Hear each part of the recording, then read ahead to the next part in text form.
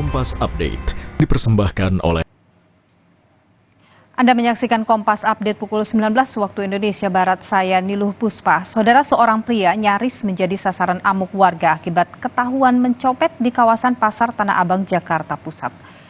Nyaris diamuk warga, pencopet ini kemudian diamankan petugas Satpol PP yang berada di Pasar Tanah Abang, Jakarta Pusat.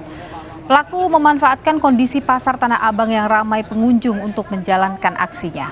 Aksi pelaku diketahui warga saat tengah menggasak uang lebih dari 2 juta rupiah dan STNK dari kantong celana korban.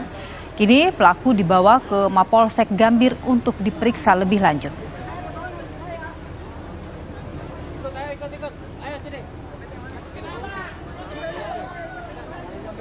Demikian Kompas Update, saudara. Sesaat lagi Sapa Indonesia Malam akan hadir. Terima kasih, sampai jumpa. Kompas Update dipersembahkan oleh